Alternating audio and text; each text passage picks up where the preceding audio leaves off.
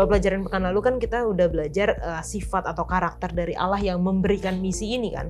Nah, kenapa di pelajaran ini asal mula dari misi itu menekankan kepada ketritunggalan Allah atau Trinitas Allah itu? Salah satu cara juga yang sebenarnya lebih efektif dibanding kita preach ke orang-orang, berkhotbah di mana-mana, dengan kita menunjukkan bahwa kita ini adalah murid Yesus gitu. Apa cara yang paling sederhana untuk memulai misi Allah bagi kita?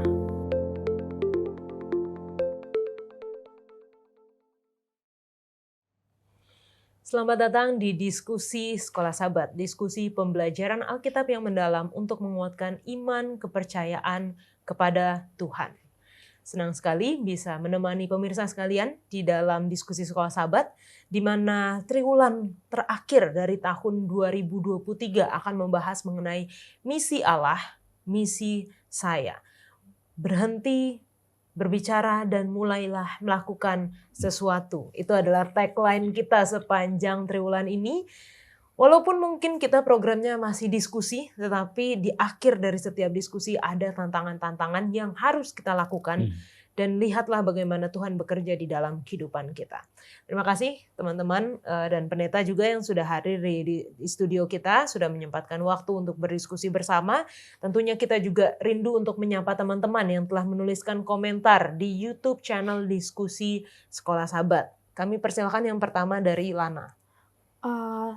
Dari Turun Dusun official channel, Shalom dari Kota Belut Sabah. Terima kasih atas pembahasan Sekolah Sabat, sangat baik dan senang untuk dipahami. Amin. Amin, puji Tuhan. Kita banyak ya teman-teman dari Sabah Malaysia ya pendeta ya. Selanjutnya Kevin. Baik, ini dari Tasya dikatakan, saya sangat terberkati lewat pelajaran Sekolah Sabat ini dan sangat membantu dalam mengenalkan firman Tuhan. Dan juga Elis, Clara yang katakan amin. Amin. Selanjutnya pendeta. Pertama dari karya Derek, dia katakan amin, terima kasih untuk setiap pelajaran, semakin diberkati kita semua yang belajar. Lalu yang kedua dari, ini panjang, Global Ministry God's Love Bewi. Dia katakan amin, puji Tuhan. Amin, puji Tuhan. Kita senang untuk mendapatkan komentar-komentar dari teman-teman, kesaksian bagaimana pelajaran Sekolah Sabat ini, diskusi kita ini dapat membantu di dalam baik kehidupan pribadi ataupun secara keluarga maupun juga secara jemaat. Ini kalau tim Hope Channel pergi ke luar kota pasti akan ada yang wah akhirnya bisa ketemu secara langsung. Terima kasih sudah membawakan diskusi Sekolah Sabat atau terima kasih sudah membawakan program-program lainnya. Puji Tuhan, kita senang untuk mendapatkan kesaksian-kesaksian seperti itu karena itu juga memberikan semangat bagi tim Hope Channel yang ada di sini yang mengerjakan produksi setiap harinya. Dan tentunya kita menawarkan buku Sekolah Sabat seperti yang ada di tangan saya saat ini. Jikalau sahabat-sahabat, teman-teman rindu untuk memilikinya dan rindu mungkin sulit untuk mendapatkan akses di daerah-daerah yang lebih terpencil, mungkin sulit untuk mendapatkan buku ini, jangan sungkan untuk hubungi nomor call center Hope Channel Indonesia yang tertera di bawah layar kaca Anda, dan kita akan mengirimkan ke alamat Anda masing-masing secara cuma-cuma. Kami akan kirimkan sehingga Anda juga dapat belajar dan berdiskusi firman Tuhan bersama dengan kami. Apakah kamu telah melakukan tantangan pekan lalu? Apakah kamu telah memulai melakukan sesuatu, melakukan misi Allah bagi kita? Setelah pekan lalu kita mempelajari akan sifat dan maksud dari misinya, pekan ini kita akan mempelajari unsur-unsur dasar dari misinya tersebut.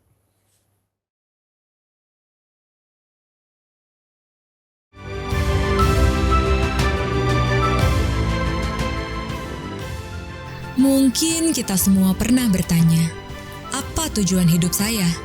Untuk apa Tuhan menciptakan saya? Apa misi Allah bagi saya? Pergilah, jadikanlah semua bangsa muridku dan baptislah mereka dalam nama Bapa dan Anak dan Roh Kudus. Adalah amanat agung yang Yesus berikan kepada murid-muridnya sebelum ia terangkat ke sorga. Apakah perintah ini berlaku bagi kita juga? Apa kita harus pergi dan menjangkau orang lain seperti Allah yang menjangkau kita? Apakah kisah-kisah menarik di kitab suci, pengalaman dan ilustrasi yang diberikan hanya akan menjadi bahan pelajaran setiap pekan? Atau kita memusatkan perhatian untuk keluar, menggunakan sumber-sumber yang tersedia untuk membantu kita dalam menjangkau sesama, berdoa agar Roh Kudus membimbing kita menerapkan apa yang telah kita pelajari, usaha yang rendah hati untuk melakukan mujizat-mujizat misi bagi kehormatan dan kemuliaan namanya. Berhentilah berbicara dan mulailah melakukan misi Allah, misi saya.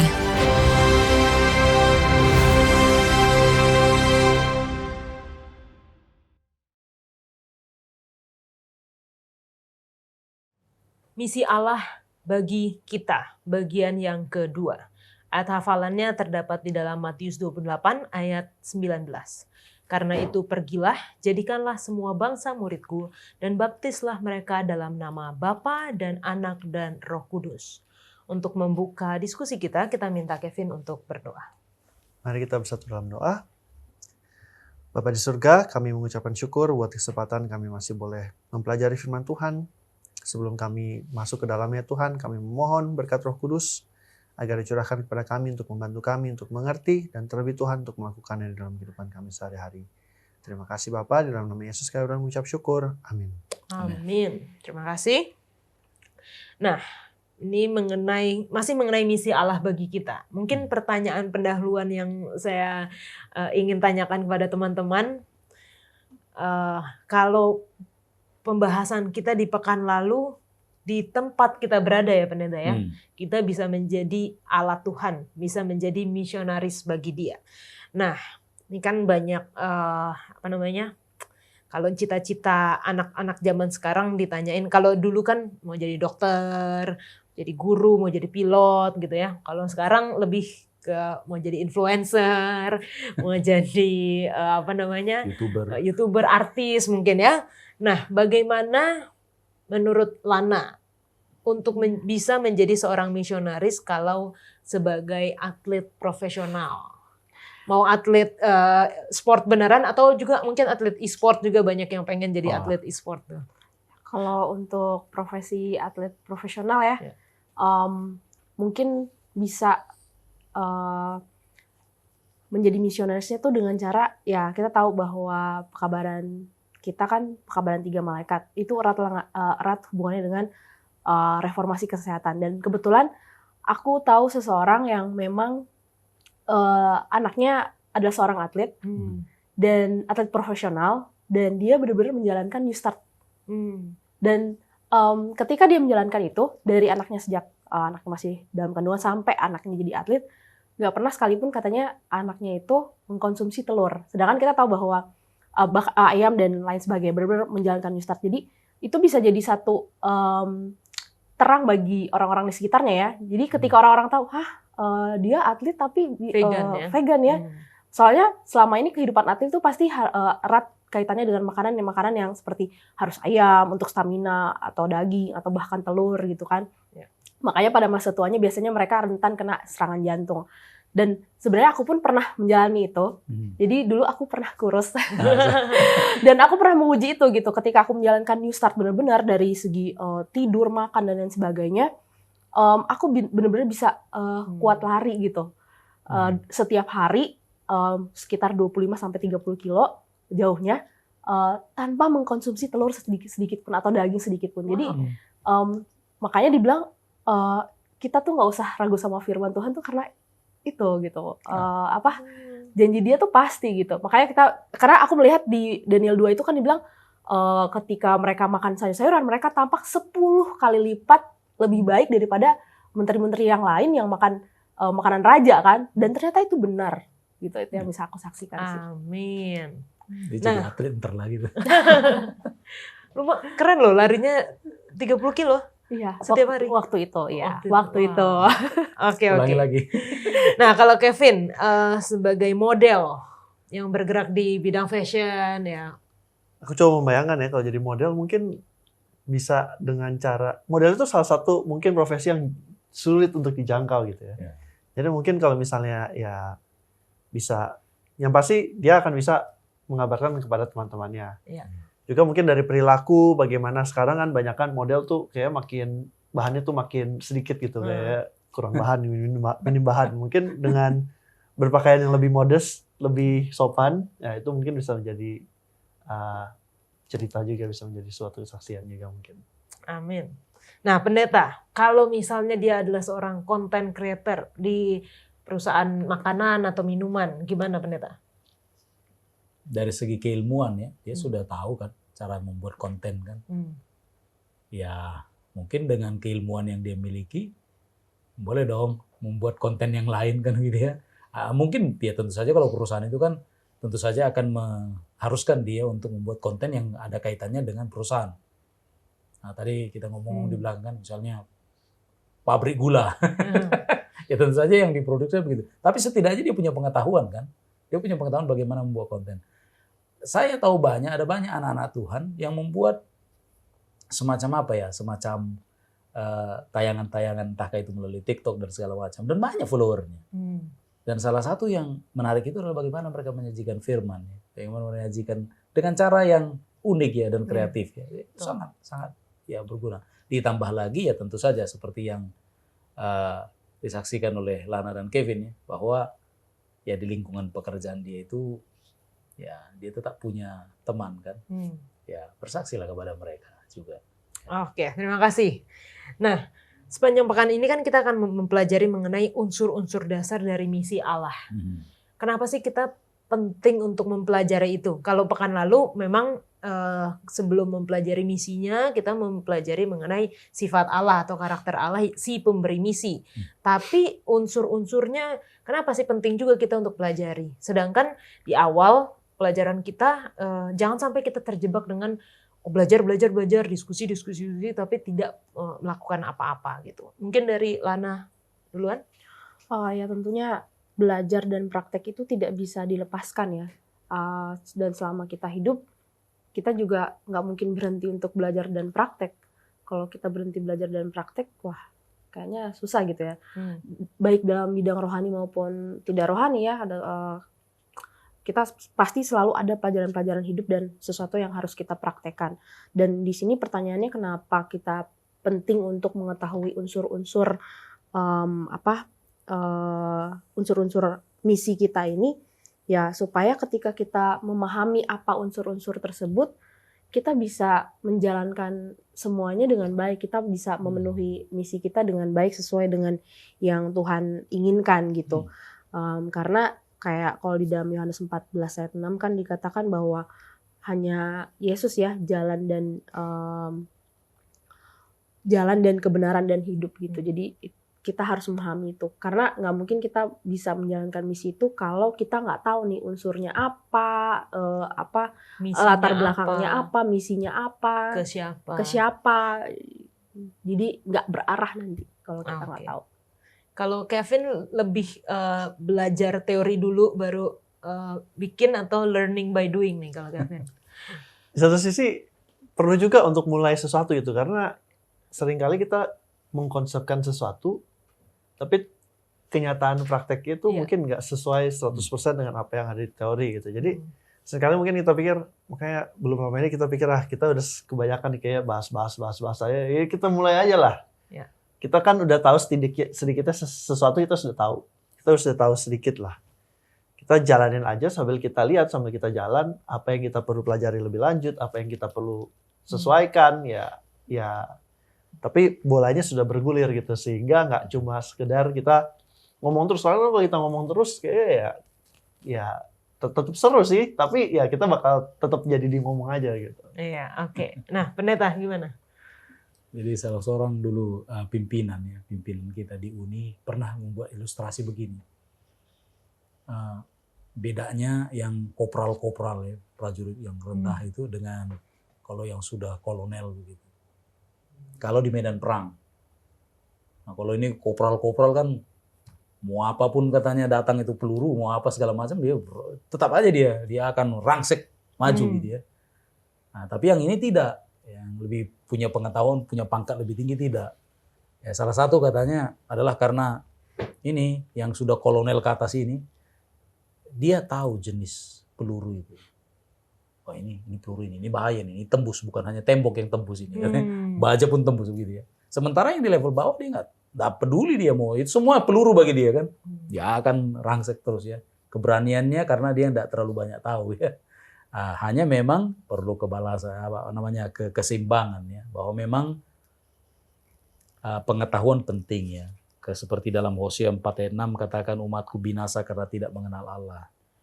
Roma juga katakan katanya, ini Rasul Paulus yang ngomong nih tentang bangsanya sendiri katanya, bahwa ini orang Israel ini mereka sungguh-sungguh giat untuk Allah tetapi tanpa pengertian yang benar. Ya. Tapi bagaimanapun penting pengetahuan. Karena itulah yang mau dikasih ya, message-nya itu penting. Hanya jangan pula terlalu lama. Tahukah kita bahwa kadang, ini ada sebuah riset yang mengatakan bahwa sekolah itu sering jadi candu. Belajar itu candu. Ada orang kan, setelah tamat S1 mau S2, lalu S3. Lalu setelah S3-nya mau tambah lagi segala macam. Jadi serasa dia nggak rasa bahwa cukup. Aku kayaknya sudah siap lah gitu ya. Masuk dunia kerja gitu. Enggak, dia belajar terus begitu, belajar terus. Mau ngapain? Nah, itu dia tantangan juga. Jadi perlu ada keseimbangannya. Apa yang kita tahu, praktikkan begitu. Ya. Oke, terima kasih Pak Pendeta. Nah, di pelajaran kita itu menekankan Allah Tritunggal asal mula dari misi. Kalau pelajaran pekan lalu kan kita udah belajar sifat atau karakter dari Allah yang memberikan misi ini kan. Nah, kenapa di pelajaran ini asal mula dari misi itu menekankan kepada ketritunggalan Allah atau trinitas Allah itu, Kevin? Aku rasa karena Allah sendiri dengan oknum-oknumnya ini, mereka saling bekerja sama untuk menjalankan misi ini gitu. Jadi mereka kemarin kita di pembahasan minggu lalu kita bicara soal hubungan, soal relations itu. Jadi oknum-oknum kealahan ini sendiri juga bekerja bersama untuk menjalankan misi.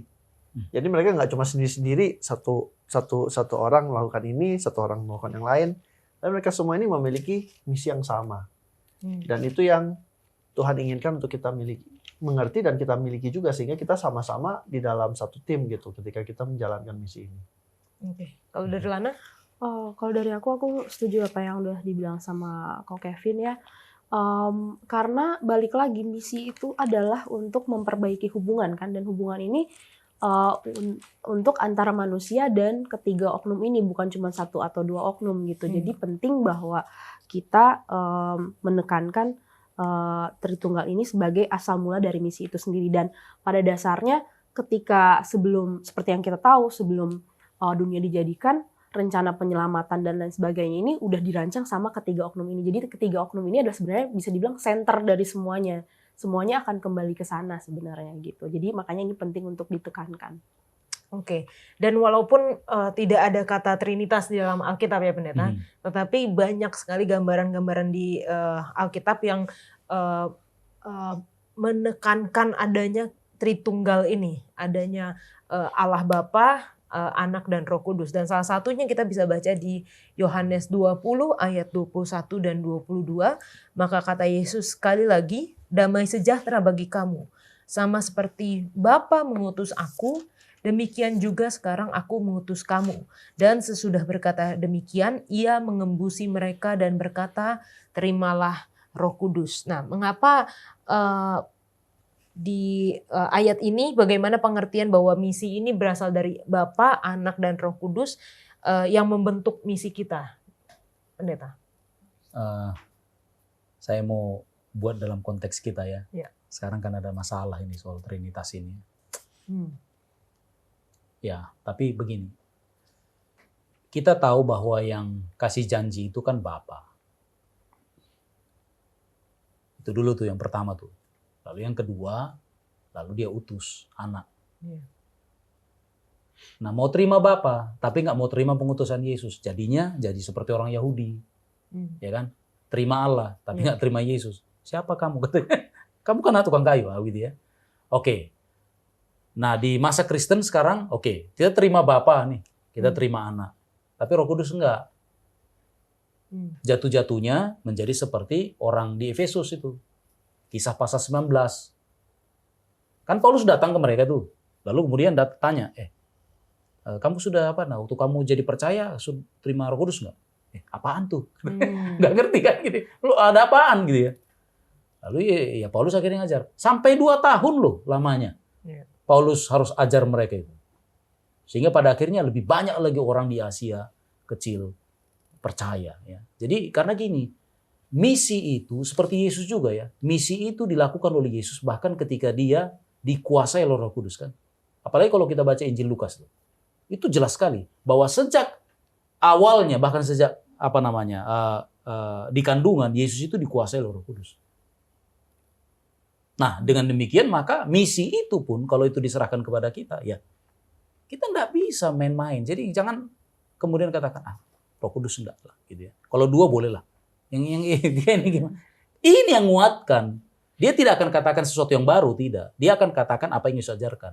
Tapi butuh kekuatan. Kita perlu power. Nah ini dia. Ya makanya Pentakosta ada toh. Nah setelah Pentakosta terjadi, jadi peristiwa Pentakosta yang di Kisah pasal 2 itu terjadi dalam bentuk mininya di Efesus di pasal 19. Mereka kepenuhan Roh setelah Paulus memberikan doa dan kemudian membaptis mereka. Itu yang terjadi. Jadi kita butuh ini. Jadi 3-3 ini harus ada. Ya, jadi jangan dipotong-potong satu-satu, enggak bisa. Ya, berarti kita bukan disciple of Jesus, bukan. Tapi kita orang lain. Seperti saya bilang, kalau kau terima Bapa tapi tidak terima Yesus, kau Yahudi. Kau terima dua-duanya, tapi tidak ini, kamu bukan murid Yesus. Mungkin kamu Kristen bisa saja, karena pengikut Yesus ya. Tapi ya kamu ya pengikut Yohanes Pembaptis lebih kepada begitulah. Kira demikian. Oke, thank you Pendeta. Nah, kita masuk di pelajaran selanjutnya, pelajaran hari Senin. Pemuritan adalah fokus dari misi. Dengan cara apa sih pemuritan di zaman sekarang ya? Di lingkungan kita saat ini kita bisa lakukan, Lana? Dengan cara apa kita di lingkungan kita ini sekarang untuk menjadikan orang lain untuk pemuritan ya. Kadang kita mikirnya berat banget ya. Oh harus jago ngomong atau mungkin pengetahuannya harus banyak. Sebenarnya kita bisa melakukan sesuai dengan talenta-talenta yang sudah Tuhan karuniakan kepada kita. Walaupun memang ada juga kutipan di Alkitab mengatakan bahwa kita bisa mengembangkan talenta kita gitu, dari 2 bisa menjadi 10, jadi 5 gitu kan. Cuman balik lagi, apakah kita sudah menggunakan talenta yang ada dalam diri kita untuk Tuhan gitu kan. Dan sebenarnya ada seperti yang kita mungkin sering dengar bahwa apa yang kita lakukan sehari-hari itu adalah salah satu cara juga yang sebenarnya lebih efektif dibanding kita preach ke orang-orang, berkhotbah di mana-mana, dengan kita menunjukkan bahwa kita ini adalah murid Yesus gitu. Mungkin kita pernah bahas di sebelum-sebelumnya, kayak apakah kita orang-orang tahu bahwa kita ini adalah seorang Kristen, ya kan? Nah kalau orang-orang belum tahu atau tidak menyadari bahwa kita adalah orang Kristen, berarti kita bukan seorang misionaris sebenarnya, karena berarti apa yang kita lakukan dan kita omongkan, mungkin kita bicarakan, mungkin tidak ada Yesus sama sekali dalam kehidupan kita gitu. Jadi sesimpel itu, ketika orang lain bisa menyadari tanpa kita mengakui bahwa kita Kristen, bahwa kita adalah seorang Kristen, disitulah sebenarnya kita udah mulai bekerja sebagai misionaris. Sesimpel itu, dari start dari hal itu aja dulu. Oke, Kevin? Aku mungkin mau meng-highlight pentingnya pemuritan. Yang pertama itu di rumah. Contoh, saya udah jadi orang tua.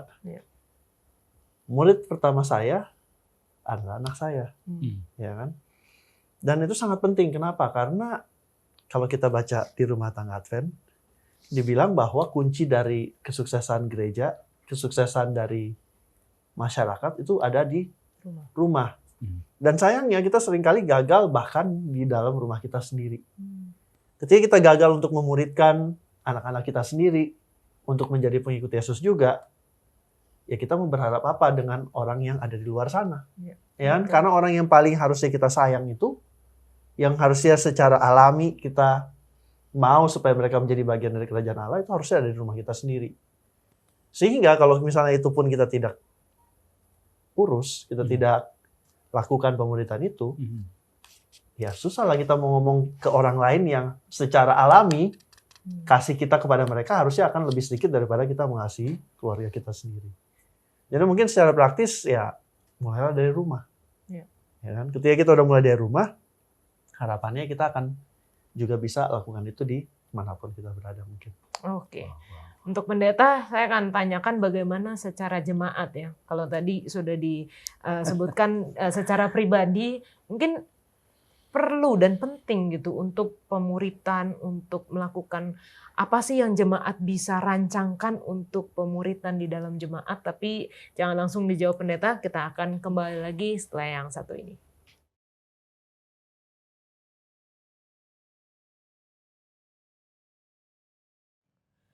Pemuritan di dalam jemaat, bagaimana itu bisa dilakukan pendeta?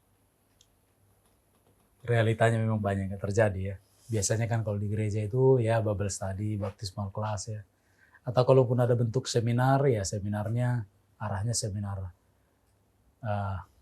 seminar Daniel dan segala macam. Tapi berfokus pada pelajaran kita ini rupanya harus ada pelatihan menjangkau ya. Iya tentu saja pertama barangkali pembelajaran, belajar bersama-sama bagaimana strategi yang dibuat. Lalu kemudian majelis mungkin yang pertama ya, majelis pertama lalu membuat kelompok-kelompok influencing ya, yang harus dilakukan lalu ada report dan segala macam. Tapi pada dasarnya di gereja kan sudah ada satu elemen yang mengerjakan itu. Itulah yang disebut namanya dengan komite penginjilan. Ya. Sudah ada sebenarnya. Hanya memang kita kan gerak langkahnya ya by default ya sudah tahulah gitu ya. Anggap sudah tahu semua padahal belum tentu juga kan begitu ya. Ada teknik-teknik atau strategi yang perlu dikoordinasikan supaya mereka saling tahu, tidak tumpang tindih jadinya. Kira-kira begitu. Jadi bisa dilakukan di gereja. Dan itu seharusnya begitu karena gereja adalah pusat misi kan. Betul. Ya. Itu harus dilatih.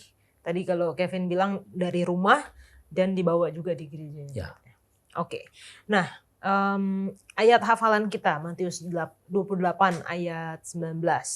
Pergilah, jadikanlah semua bangsa muridku. Apakah kata pergi ini artinya kalau tadi kan Kevin bilang ya dimulai dengan lingkungan kita aja dulu. Kalau Kevin sudah berkeluarga artinya dimulai dari keluarganya. Tapi kata pergilah ini apa gitu? Apakah kita memang saya sekarang di sini. Kalau Tuhan bilang pergilah, pergi kemana gitu? Mungkin Lana.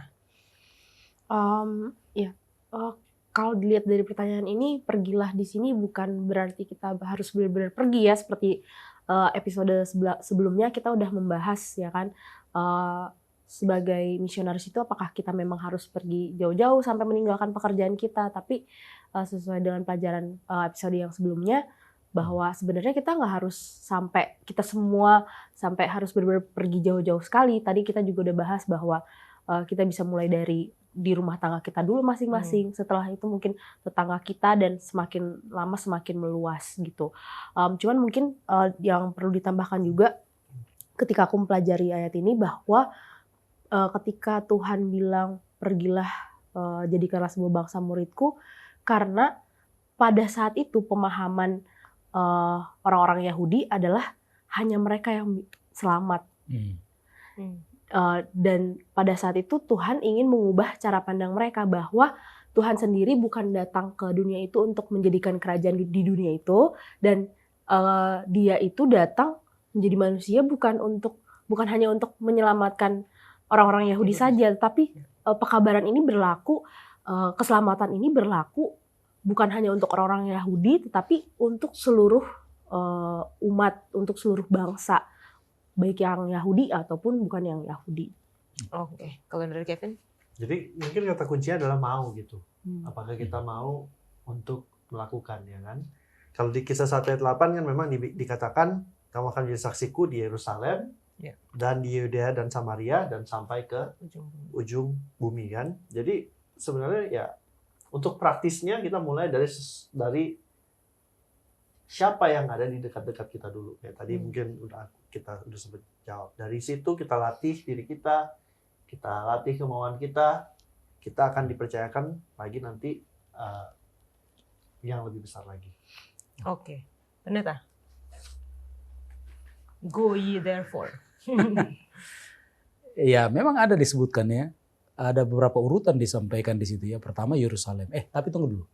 Bicara tentang Matius pasal 28, kan sudah ada janjian nih setelah kebangkitan kan.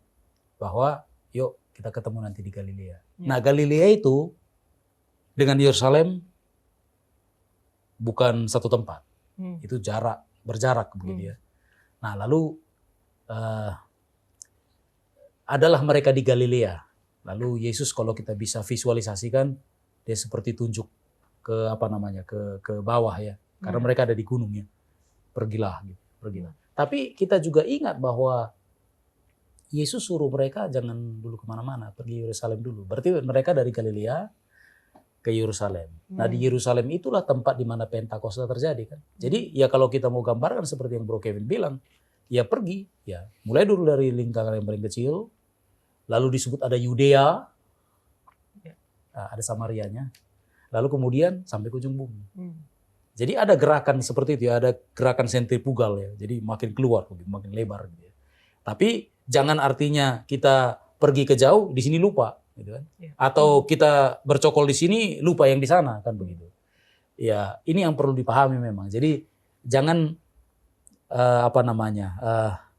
hanya memikirkan satu bagian ya, tapi dipikirkan juga bagian yang lain ya. Jadi ada 3 area berarti ya. Yerusalem itu inner circle, ya family mungkin atau apa kan ya. Kemudian Yudea yang ya lingkungan lebih besar tapi masih kira-kira sama dengan kita, lalu ya ke ujung bumi yang totally different.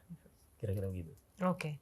Saya senang dengan tadi Lana katakan bahwa mungkin pengertian yang pertama jadikan muridku, jadikan semua bangsa muridku. Jadi bukan hanya untuk Yahudi, tetapi juga mungkin bisa ketika diucapkan ini kan tadi di pekan lalu kita belajar tersebar kan, Tuhan ingin umatnya itu tersebar di seluruh bumi. Jadi ketika dikatakan jadikan semua bangsa muridku, ya murid-murid yang ada tersebar di seluruh bumi ini menjadikan di tempat mereka masing-masing seluruh bangsa menjadi murid Tuhan. Nah, kata-kata selanjutnya atau kalimat selanjutnya nih pendeta, langsung aja nih ya ke pendeta, karena baptislah dalam nama Bapa dan Anak dan Roh Kudus dan ajarlah mereka melakukan. Artinya kalau perintah agung itu, kalau berdasarkan urutan-urutannya, baptis dulu baru diajar. Sedangkan kita tahu bahwa ya sebelum dibaptis kan sebenarnya harus diajar. Nah, jadi gimana menurut pendeta? Ya tadi di belakang sempat ngobrol-ngobrol ya, tidak ditayangkan di sini. Nah tadi Bro Kevin bilang ya, kelihatannya kita sudah over emphasis ya kan begitu ya. Harus tahu ini dulu, harus begini segala macam. Padahal kita tahu bahwa ini kan hidup seseorang ini kan diperkenalkan kepada Yesus. Dia diterima Yesus nih. Dan dia mau menjadi murid Yesus. Bukan hanya sekedar percaya gitu, lalu tidak lakukan apa-apa ya. Lalu orang itu dibaptis. Lalu kemudian diajar. Nah pertanyaannya adalah, kenapa baptis? Setelah baptis baru ajar. Tunggu dulu. Ayat itu mengatakan dengan jelas, karena itu pergilah. Kalimat berikutnya, jadikanlah semua bangsa muridku. Nah murid ini maksudnya belajar kan? Iya. Dia itu belajar. Makanya dia tahu. Karena dari manakah iman muncul? Dari pendengaran. Kan begitu, dari pendengaran dia. Kalau nggak dia tahu bagaimana dia bisa percaya. Dia diajari sudah. Cuman ketika dibaptis jangan seperti kebiasaan orang. Berhenti belajarnya. Oh enggak. Belajar juga. Apa? Belajar apa? Belajar apa yang dikatakan oleh Tuhan. Ya. Diperintahkannya kepada. Jadi tetap ada ajar pertama. Itu dari kata jadikan murid itu ya. Kira-kira demikian. Jadi tetap ada. Belajar, baptis, ajarin lagi terus. Ajarin lagi. Ya. Oke, terima kasih Pak Pendeta. Dan ini jangan sampai kita menjadi messenger without message. Artinya pekabar tanpa pekabarannya gitu ya. Pembawa kabar tanpa pekabarannya. Dan pekabaran dari misi itu adalah Injil yang kekal. Di 2 triwulan lalu ya kita sudah belajar mengenai pekabaran 3 malaikat. Mungkin mengulang saja apa sih Injil kekal yang merupakan pekabaran dari misi kita. Kevin. Ya itu adalah Yesus akan datang segera dan kita perlu bersiap-siap untuk itu. Karena ya tentunya kedatangan Yesus mendatangkan penghakiman juga. Dan ya buat kita yang umat percaya itu sebenarnya bukan penghakiman, itu adalah sebuah celebration, sebuah perayaan kemenangan gitu. Akhirnya setelah semuanya ini terjadi, akhirnya drama yang melelahkan ini bisa selesai gitu. Amin. Oke, Lana? Kalau aku, menurut aku itu adalah karakter Allah ya. Inti semua pekabaran misi yang disampaikan itu adalah karakter Allah. Allah itu adil, makanya ada penghukuman. Allah itu kasih, dan Allah adalah satu-satunya Allah yang dapat disembah gitu. Itu terangkum dalam pekabaran 3 malaikat itu sendiri. Oke. Nah, menyambung tadi yang dikatakan oleh Kevin, di dalam Injil yang kekal, Injil itu kabar baik, kekal itu karena dia ada mulai dari awal sampai akhirnya, bahkan tidak ada akhirnya karena dia kekal gitu ya pendeta. Tapi ada penghukuman juga di dalamnya. Nah ini kita sudah pernah belajar sih sebenarnya di 2 triwulan lalu, pendeta. Mungkin pendeta bisa kasih lebih lagi bagaimana ini berhubungan dan mengapa kita harus lebih mengedepankan Injil atau kabar baik itu daripada penghukumannya, atau malahan kita harus dalam pekabaran misi kita kabarkan penghukumannya supaya orang takut mau ikut gitu. Gimana pendeta? Jadi di dalam Injil itu ada neraka gitu ya. Tapi begini, ini kan Injil dalam bahasa aslinya evangelion ya. Ini kabar baik. Yeah. Berikan tekanan baik. Ini baik, kabar baik. Nah persoalannya begini, realita hidup kita ini kan kita hidup dalam ketidakbaikan. Kita orang berdosa yang ditakdirkan untuk mati selamanya kan. Jadi bukan hidup selamanya, mati selamanya. Itu realitanya. Lalu kemudian datang Yesus nih kasih solusi. Ini solusinya. Kabar baik. Ini nih. Karena nggak ada solusi lain, hanya itu salah satu solusi. Kita bisa hidup kekal kalau terima Yesus yang sudah mati itu. Tapi sekarang sudah ada di sorga. Nah, lalu kita tolak. Akibatnya apa? Nggak dapat kabar baik. Yang dapat apa? Ya dapat realitanya. Dan itulah kabar buruk. Jadi begini, bicara tentang Injil, jangan sampai lupa akan ada yang namanya konsekuensi kalau nggak nerima. Bukan karena Tuhan mau kasih kita neraka, bukan. Tapi itulah realita wajar. Karena kita kan orang berdosa. Mati ya. Lalu Tuhan kasih solusi. Nggak mau terima. Nah, jadi in advance dikasih disclaimer nih. Kalau nggak terima nih, ada penghukuman. Dan itu konsekuensi wajar. Jadi jangan dianggap, Allah jahat. Enggak, itu konsekuensi wajar. Demikian. Oke, terima kasih. Mungkin. Tapi di satu sisi lain, aku terbayang ya, balik lagi, ini kalau kita dari pengalaman punya anak gitu. Ketika anak ini masih kecil, nggak ngerti apa-apa, yang dia paling ngerti gampang itu adalah penghukuman. Iya kan? Kalau anak salah pertama kita tahu, ketika dia masih kecil dia belum ngerti, ini kita ngomongin, kamu kalau kayak gini nanti efeknya kayak gini. Ya. Kalau kita tahu sesuatu bahaya, anak kita salah lakukan, kita spank dia. Ya kan? Kayak misalnya, dia nggak tahu nih bahayanya jalan lari-lari tiba-tiba udah jalan. Pertama kita lakukan, kita jelasin nggak dia waktu dia masih kecil? Enggak.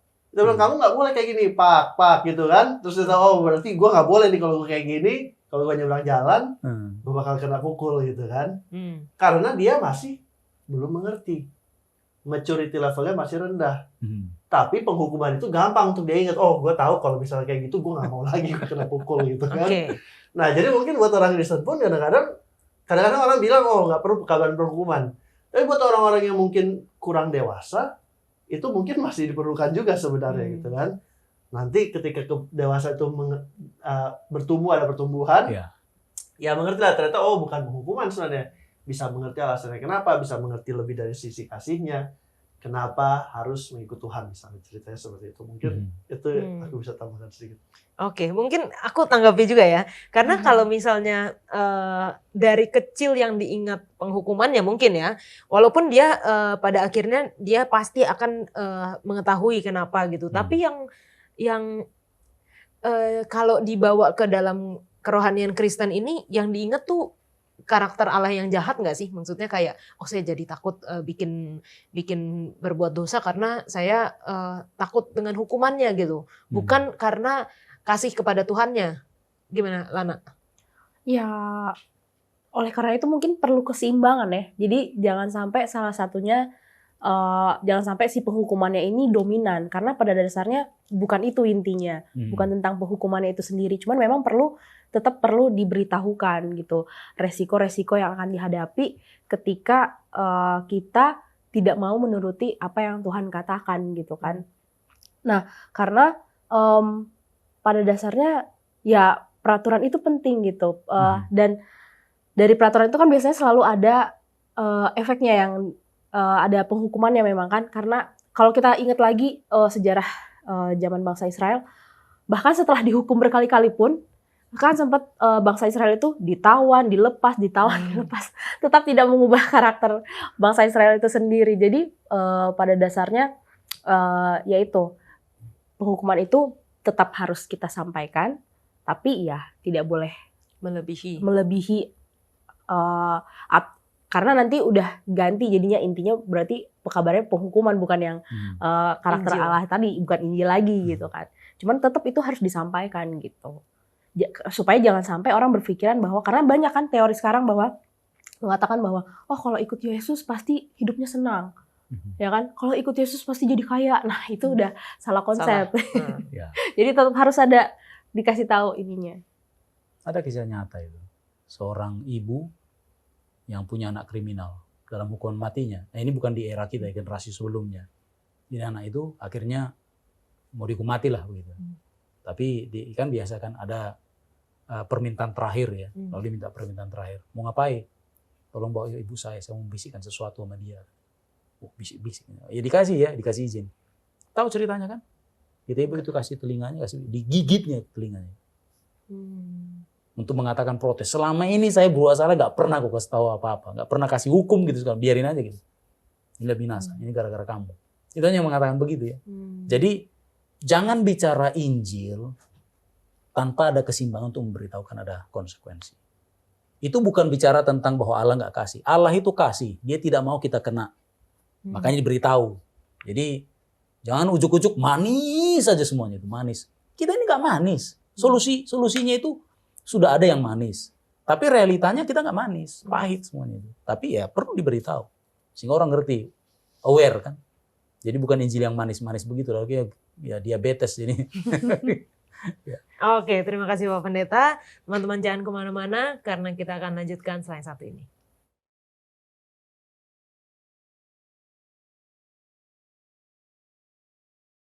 Umat Allah adalah saluran misi, di mana misi itu dilakukan dan sepanjang sejarah Allah selalu memiliki umat yang menyatakan karakternya dengan setia. Kita tahu Tuhan memilih bangsa Israel untuk menjadi saluran misinya, tetapi kemahatauan Tuhan juga mengetahui bahwa bangsa Israel pada akhirnya akan gagal. Nah, ini apakah artinya strategi Allah itu salah? Atau memang ada rencana Tuhan di balik itu? Dan bagaimana dengan sekarang? Kita zaman sekarang, kita yang mengaku umat Tuhan yang adalah saluran misi itu, bagaimana contohnya kalau kita gagal juga? Ana. Oke, ini pertanyaannya menarik ya. Salah-salah jawab saya bisa ini. Jadi tadi pertanyaan di apakah strategi Allah salah gitu kan? Di salting saya nervous. Jadi tentunya enggak ya. Kalau kita ingat pelajaran kita yang episode sebelumnya, ketika Adam dan Hawa jatuh dalam dosa, Tuhan pun udah tahu. Dan aku yakin Tuhan pun juga udah tahu bangsa Israel pasti gagal gitu kan. Cuman balik lagi, karena hubungan itu kan selain kasih dan mengasihi ada kepercayaan ya.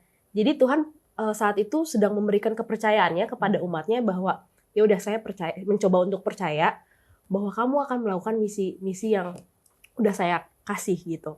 Cuman ternyata pada kenyataannya sebagian besar orang-orang Israel gagal melakukannya ya kan. Walaupun tadi seperti kata Kayola bahwa setiap zaman pasti ada aja umat yang tetap setia kepada Tuhan gitu. Walaupun cuma sedikit. Nah, itulah yang terjadi di bangsa Israel. Nah, pertanyaannya sekarang kalau di kita bagaimana nih, ya kan? Aku rasa di kita pun ya inilah makanya kita pentingnya terus belajar firman Tuhan ya, terutama sekolah Sabat. Supaya kita diingatkan kembali oleh sejarah-sejarah yang terdahulu kita, jangan sampai kita seperti bangsa Israel gagal dalam melakukan misi kita gitu. selagi kita masih hidup, diberikan kesempatan dan kepercayaan oleh Tuhan untuk melakukan misinya, lakukanlah yang terbaik. Mungkin itu yang kira-kira aku bisa sampaikan. Diplomatis sekali ya. Kevin. Ya, jadi melanjutkan dari Lana tadi, ya benar, meskipun secara bangsa mereka gagal, Iya. tetap Lalu aja ada ada umat-umat Tuhannya yang berhasil gitu. Betul. Jadi mungkin kalau ibaratnya sekarang, apakah kita mau jadi bagian umat yang berhasil di antara orang-orang yang mungkin gagal, atau apakah kita juga mau ikutan gagal kalau misalnya memang seperti itu keadaannya. Itu semua balik lagi, ini semua memang adalah misi yang dipercayakan kepada gereja. Tapi tanggung jawab itu ada secara pribadi. Jadi bukan karena saya bagian dari gereja ini maka ya saya pasti selamat. Enggak juga. Kalau misalnya kita bagian dari gereja ini tapi kita nggak melakukan misi yang Tuhan kasih ke kita, ya gagallah kita secara pribadi. Ya kan? Jadi mungkin itu. Oke. Nah, misi gereja adalah sama dengan misi Allah yang telah memanggil gereja, yaitu untuk mencari dan menyelamatkan yang hilang. Tadi sudah sempat disinggung sedikit pendeta, tapi mungkin pendeta bisa jelaskan lagi seperti apa sih seharusnya, idealnya. Kita bicara mengenai idealnya pendeta. Tanggung jawab gereja untuk memperlengkapi setiap anggotanya bisa melakukan atau memiliki misi yang sama. Ya, pengajaran dan pembinaan warga jemaat itu yang harus dilakukan. Tapi bukan untuk mewartakan kerajaan gereja ya, tapi kerajaan Allah. Ya, ya itulah masalahnya ya. Kita bicara tentang idealisme, idealnya, tapi kita juga sadar akan realitanya ya. Realita mengatakan kerap kita menyampaikan mengenai kecap nomor 1 kan. Gereja saya nomor 1 gitu ya. Tapi di waktu yang sama kita sedang mengangkangi ya apa yang sebenarnya yang Tuhan rindukan agar semua itu menjadi umatku. Jadi semua bangsa itu jadi umatku, menjadi muridku. Yang jelas harus ada pembinaan, dan pembinaan jangan sampai ada dalam konsep apa namanya ini ya, fanatisme gereja namanya kan. Ya harus ada upaya. Jadi harus ada shifting paradigm mengenai misi ini. Itulah sebabnya pelajaran triwulan ini satu hal yang sangat bermanfaat bagi kita. Ya, jadi kita tahu benar bahwa kita remnant, tapi remnant ini adalah menjadi alat atau channel yang Tuhan pakai untuk membawa orang kepada kerajaan sorga.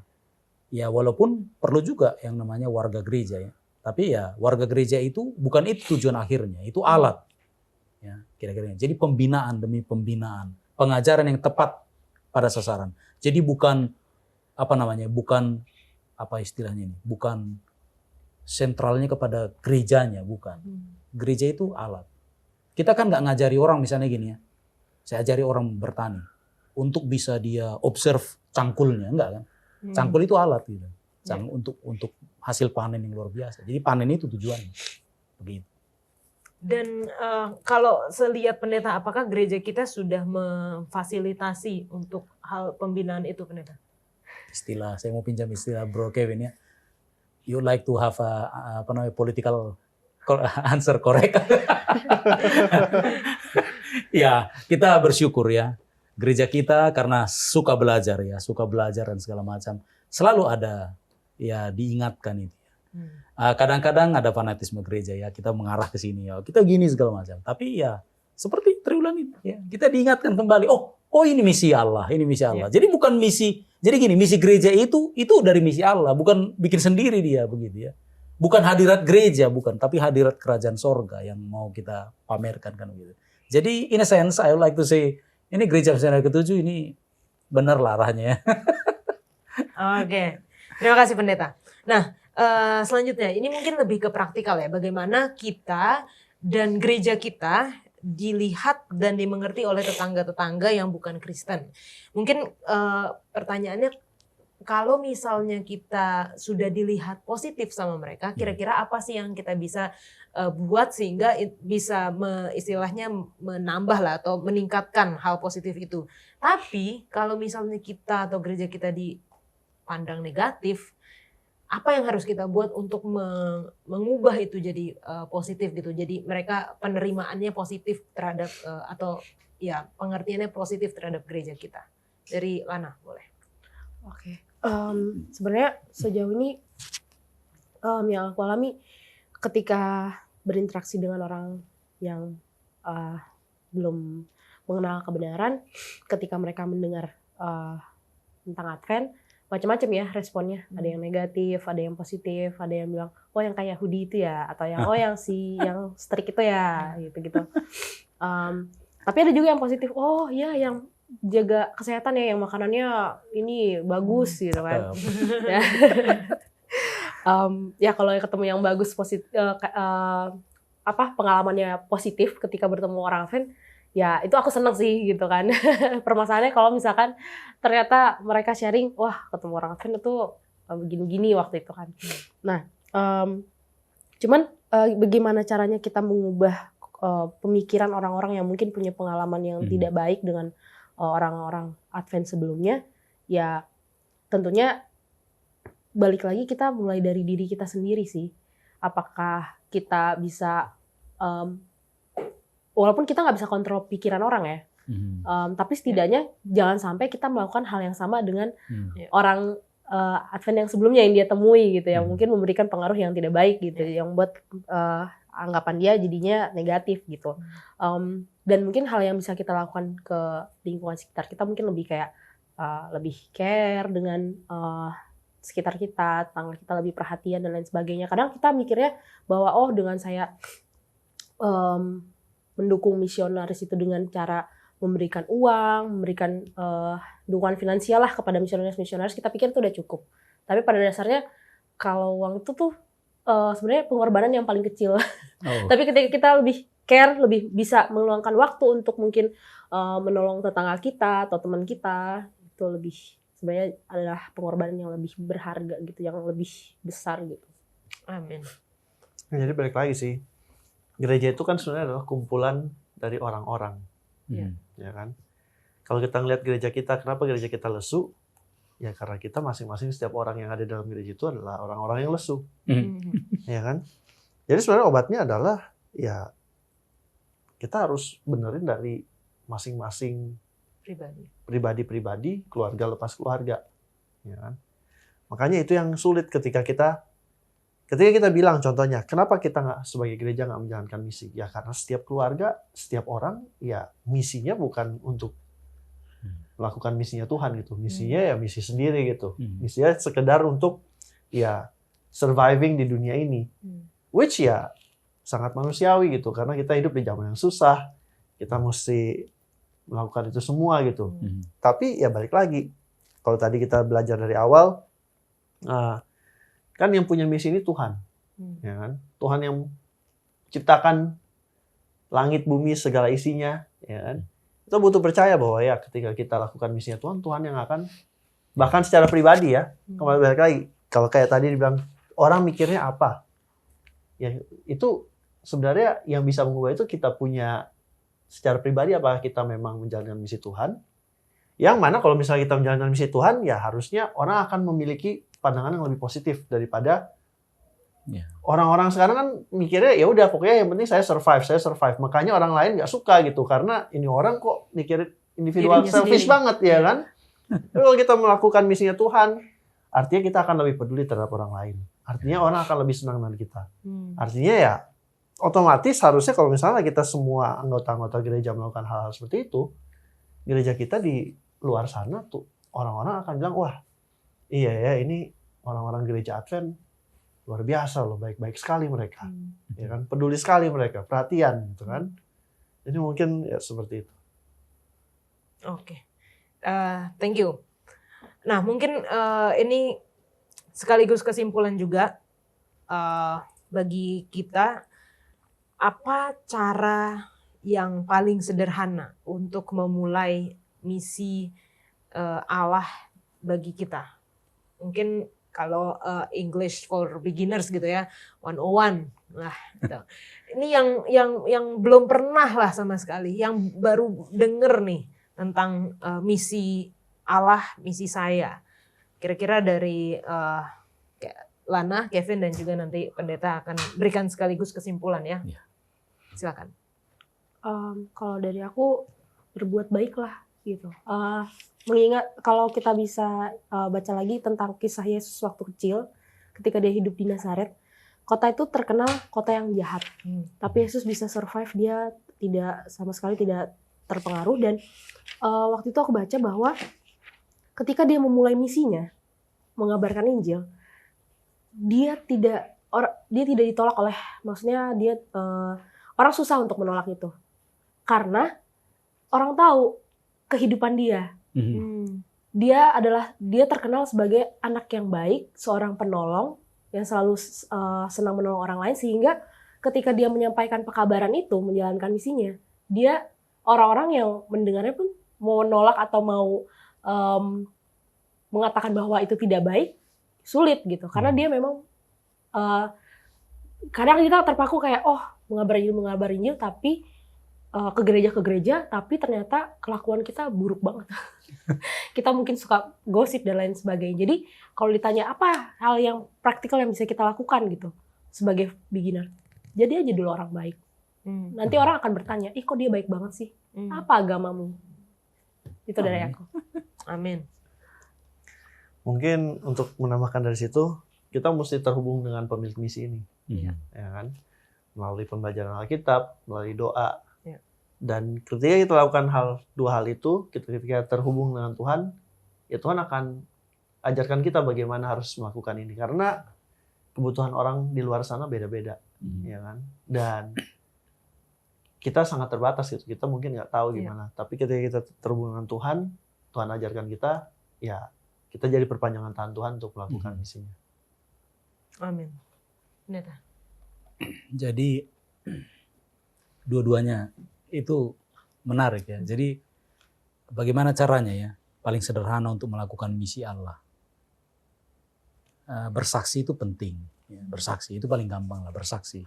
Tapi begini, untuk menambahi kata bersaksi ini, jangan bersaksi hanya sekedar pengetahuan. Ya kan? Bersaksi seperti yang Lana bilang, kehidupan itu, kehidupan yang sudah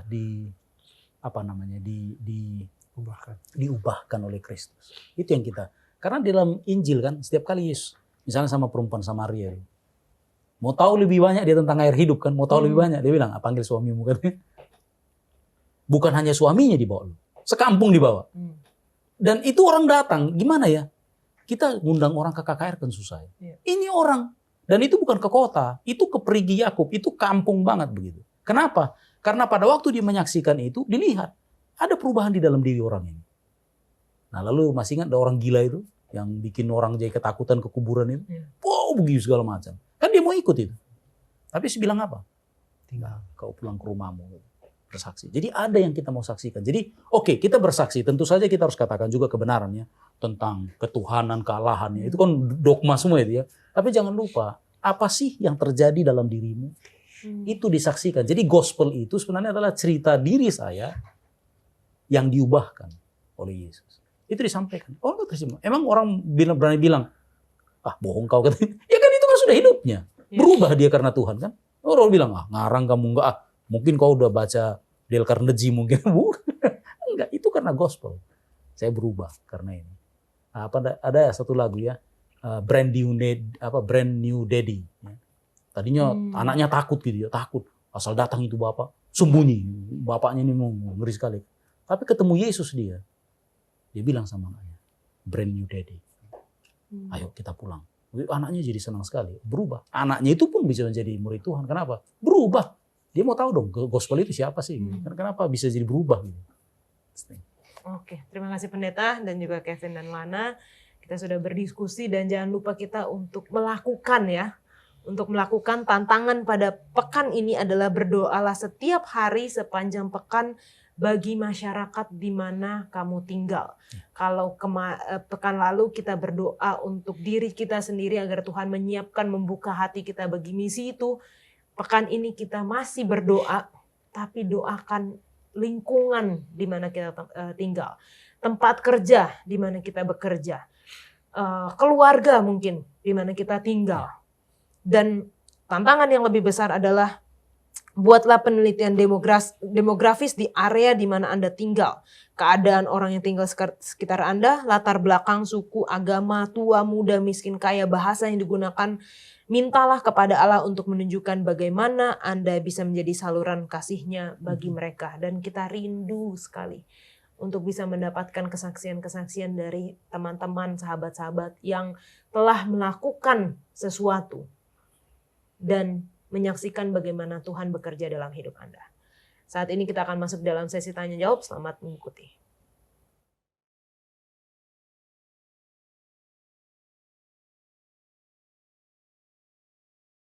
Baik teman-teman, saat ini kita masuk di dalam sesi tanya jawab, tentunya bersama dengan Pendeta Alberto Tulalesi yang akan menjawab pertanyaan-pertanyaan dari teman-teman sehubungan dengan pelajaran kita triwulan keempat tahun 2023 ini, yaitu misi Allah, misi saya. Nah, ini sudah ada beberapa pertanyaan. Pendeta, yang pertama mau tanya dari Kejadian 3 ayat 5. Kamu akan menjadi seperti Allah, tahu tentang yang baik dan yang jahat. Mau bertanya Pendeta, apa salahnya ingin menjadi seperti Allah? Bukankah kita harus tahu tentang yang baik dan yang jahat, harus bisa membedakan? Baik, terima kasih. Terima kasih Yola, terima kasih teman-teman, para pemirsa Hope Channel Indonesia yang sudah berikan pertanyaan ini. Jadi memang ini kan tawaran dari godaan dari ular ya, yang kita tahu bersama bahwa iblislah yang masuk ke dalam diri ular untuk menyampaikan perkataan itu kepada Hawa ya. Oke, kita pengen tahu dulu tokoh yang nawarin ini gimana sih dia? Yesaya 14, boleh tolong baca dulu Yola. Siap. Yesaya 14 ayat 12 sampai 14. Yesaya 14 ayat 12 sampai 14. Wah, engkau sudah jatuh dari langit, hai bintang timur putra fajar. Engkau sudah dipecahkan dan jatuh ke bumi, hai yang mengalahkan bangsa-bangsa. Engkau yang tadinya berkata dalam hatimu, aku hendak naik ke langit. Aku hendak mendirikan tahtaku mengatasi bintang-bintang Allah. Dan aku hendak duduk di atas bukit pertemuan jauh di sebelah utara. Aku hendak naik mengatasi ketinggian awan-awan, hendak menyamai yang maha tinggi. Ini dia. Dia pengen sama dengan yang maha tinggi. Dia ingin menyamai yang maha tinggi. Lucifer ingin menyamai yang maha tinggi. Dan dia tawarkan tawaran ini, godaan dalam dirinya itu ingin menyamai yang maha tinggi. Dia tawarkan kepada makhluk ciptaan ini, termasuk kepada Hawa. Ingin menyamai yang maha tinggi. Ini bukan sama dalam hal apa. Ini sama, dia ingin memiliki otoritas Allah, kewenangan Allah. Ya gak bisa lah. Yang dia tawarkan kepada Hawa itu untuk tahu yang baik dan jahat, itu adalah otoritas Allah, kewenangan Allah. Itu yang jadi seperti dia, karena dia memang kan pengen ingin kalau kita lihat di sini bahwa di dalam ayat 13 ya, engkau yang tadinya berkata dalam hatimu, aku hendak naik ke langit, aku hendak mendirikan tahtaku mengatasi bintang-bintang Allah, dan aku hendak duduk di atas bukit pertemuan jauh di sebelah utara. Bukit pertemuan jauh di sebelah utara adalah gambaran takhta Allah. Dia ingin mengkudeta Allah. Jadi kekuasaan Allah, kewenangan Allah, otoritas Allah, dia ingin ambil alih. Jadi ini tawaran bukan buat zaman sekarang ini ya. Manusia diminta untuk mempertimbangkan atas kuasanya sendiri untuk segala macam perbuatannya. Kalau kamu rasa baik, kenapa kamu nggak lakukan saja? Itu otoritasnya dirinya sendiri kok. Kekuasaan itu ada di kamu, katanya. Oh enggak dong. Enggak dong. Yesus tawarkan juga kita serupa dengan Allah. Matius 5 ayat 48. Oke, Matius 5 ayat 48. Karena itu haruslah kamu sempurna, sama seperti Bapamu yang di sorga adalah sempurna. Dalam hal apa sempurnanya? Coba kita lihat Matius 5 ayat 43 sampai 44. Ayat sebelumnya. Kamu telah mendengar firman, kasihilah sesamamu manusia dan bencilah musuhmu. Tetapi aku berkata kepadamu, kasihilah musuhmu dan berdoalah bagi mereka yang menganiaya kamu. Ini dia. Jadi Yola dan seluruh teman-teman pemirsa Hope Channel Indonesia, yang Allah inginkan sama dengan dia adalah karakternya, tabiat kita, kasih kita. Itu yang diinginkan Allah. Karena dengan menyerupai karakternya, menyerupai tabiatnya, mengikuti kehendaknya, itu akan membawa damai sejahtera dalam kehidupan kita. Tapi setan tawarkan kemenangan, kekuasaan yang setan tawarkan. Jadi setan tawarkan begini, udah kamu atur aja dirimu sendiri gitu loh. Kan kamu tahu Udah kamu atur aja dirimu sendiri. Loh, enggak dong. Kita harus takluk terhadap kehendak Allah, terhadap firman-Nya. Sehingga karakter Allah lah yang boleh terpantul. Jadi yang Tuhan tawarkan buat kita, Yesus tawarkan buat kita adalah menyerupai Dia dalam hal karakter. Dan itu kebahagiaan dan itu keselamatan besar buat kita, Yola. Nah, gimana pendeta dengan kata-kata ikutin kata hati? Kan kadang-kadang ada tuh, ya udah ikutin aja kata hatimu. Kalau menurut kamu benar, ikutin aja gitu. Iya, Gimana jadi, pendeta? Jadi gini, kata hati itu, sekarang kan kita manusia sudah berdosa, bukan, kita sudah jatuh dalam dosa. Dan kita sudah tercemar oleh dosa. Jadi yang kita minta adalah ikutin firman Tuhan. Ketika kita membaca firman Tuhan secara rutin ya, secara rutin kita membaca firman Tuhan, maka Paulus bilang bukan lagi aku yang hidup, Galatia 2 ayat 20 ya, melainkan Kristus yang hidup dalam aku. Itu dituntun oleh Roh. Ketika kita terhubung dengan Tuhan, hari lepas hari, bergaul bersama dengan Tuhan, baca firman Tuhan, itu Tuhan akan ada di hati kita. Dan itu orang yang sudah disucikan, orang yang sudah diperbaharui. Dan Roh berkata-kata di dalam hati kita. Tapi tanpa hubungan dengan Kristus, tanpa mempunyai hubungan yang dekat dengan Kristus, hati-hati kita manusia sudah jatuh dalam dosa. Hati sudah rusak. Ya, Roma pasal 3 bilang bahwa tidak ada lagi yang kita sudah kehilangan kemuliaan Allah. Semua kita berdosa. Hanya dengan bergaul akrab dengan Kristus, sebagaimana Paulus mengundang, biarlah Tuhan tinggal dalam aku dan aku di dalam Dia. Bukan lagi aku yang hidup, melainkan Kristus yang hidup dalam aku. Maka kita akan dituntun oleh Roh yang ada di hati kita, karena kita undang Dia setiap hari. Kita bergaul bersama dengan Dia setiap hari, Yola. By beholding we become change. Iya. Dan memang bahayanya dunia saat sekarang ini, Yola ya. Ini saya kasih tahu bahwa dunia saat sekarang ini, teman-teman pemirsa Hope Channel Indonesia, tawaran kepada Hawa untuk menyerupai Allah itu karena dia pengennya seperti itu. Dia nggak mau diatur oleh Allah. Jadi tawaran dunia saat sekarang ini adalah kamulah yang mempunyai otoritas atas dirimu sendiri. Jangan ada pihak lain yang mengganggu otoritasmu. Ikuti kewenanganmu, ikuti keinginan hatimu. Jadilah seperti apa yang kau pengen. Jangan ikuti otoritas lain. Loh, kita menggantikan posisi Allah dong. Allah lah yang memiliki otoritas segalanya. Kita ini ciptaan, bukan kita pencipta. Yang itu yang ditawarkan ya oleh masalah itu sangat berbahaya. Sehingga orang nggak peduli tentang firman Tuhan, orang nggak peduli tentang apapun. Yang penting hatinya, kewenangannya ada di dalam dirinya. Jadi dia bisa lakukan apa saja. Ini berbahaya. Ini yang ditawarkan iblis sampai detik sekarang ini. Bukan hanya kepada Hawa, tapi kepada kita semua. Tapi kita sudah percaya Tuhan. Kita rindu bahwa hati kita otoritasnya Allah. Amin. Otoritasnya kita serahkan Allah. Sehingga Allah lah yang tinggal dalam diri kita. Dan kita akan menjadi karakternya seperti Dia. Baik, terima kasih pendeta. Oke, nah pertanyaan selanjutnya. Pendeta, saya pernah mendengar kalau Tuhan sudah menyiapkan rencana penebusan sebelum manusia jatuh dalam dosa. Di manakah itu bisa ditemukan di dalam Alkitab? Ya, oke. Kita baca saja dalam 1 Petrus 1 ayat 18 sampai 20. Oke, 1 Petrus 1 ayat 18 sampai 20. Sebab kamu tahu bahwa kamu telah ditebus dari cara hidupmu yang sia-sia, yang kamu warisi dari nenek moyangmu itu, bukan dengan barang yang fana, bukan pula dengan perak atau emas, melainkan dengan darah yang mahal, yaitu darah Kristus, yang sama seperti darah anak domba yang tak bernoda dan tak bercacat. Ia telah dipilih sebelum dunia dijadikan, tetapi karena kamu, ia baru menyatakan dirinya pada zaman akhir. Baik, terima kasih. Jadi memang sebelum dunia dijadikan. Ya, kalau dunia dijadikan berarti sebelum ada, artinya manusia belum ada dong, berarti belum ada dosa di muka bumi ini. Jadi teman-teman para pemirsa Hope Channel Indonesia, bahwa sebagaimana manusia membangun sebuah gedung, ada akses untuk emergency case, ada tangga-tangga darurat, ada hal-hal darurat yang dipersiapkan. Allah jauh lebih bijak daripada kita. Ketika Dia menjadikan manusia ini, seluruh jagat raya ini, dan Allah yang maha tahu, Dia mengerti apa yang akan terjadi kemudiannya, dan Dia sebagaimana manusia sudah menyiapkan akses emergensi. Ketika peristiwa-peristiwa emergensi terjadi, Allah jauh lebih bijak daripada itu.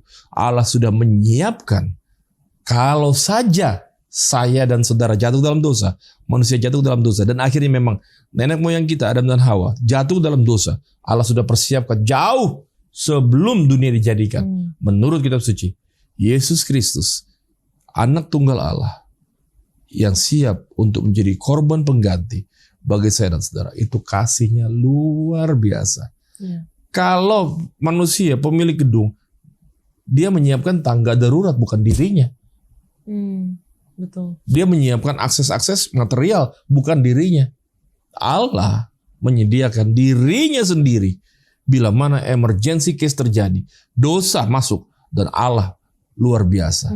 Dia rela dan dia ikhlas. Anak tunggal Allah datang ke atas muka bumi ini untuk menyelamatkan Yola, saya, dan semua kita semua teman-teman pemirsa Hope Channel Indonesia. Amin, puji Tuhan. Terima kasih Ajaib. pendeta untuk penjelasannya.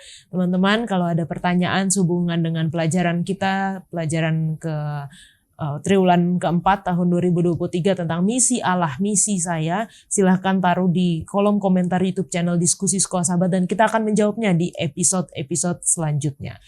Kita akan kembali ke studio.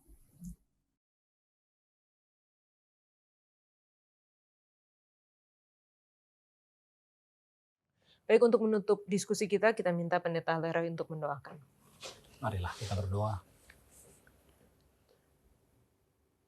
Kami baru saja menyelesaikan pembelajaran mengenai apakah misi itu sebenarnya, Bapa. Misi yang dimiliki Tuhan dan kemudian dipercayakan juga kepada kami. Karena kami adalah umat. Dan ketika kami mau digunakan menjadi alat perpanjangan tangan misi Tuhan kepada sesama kami, sebenarnya kami sedang menolong diri kami, ya Bapa. Mampukan kami untuk melihat ada begitu banyak keuntungan yang kami akan dapatkan, khususnya untuk keselamatan kami.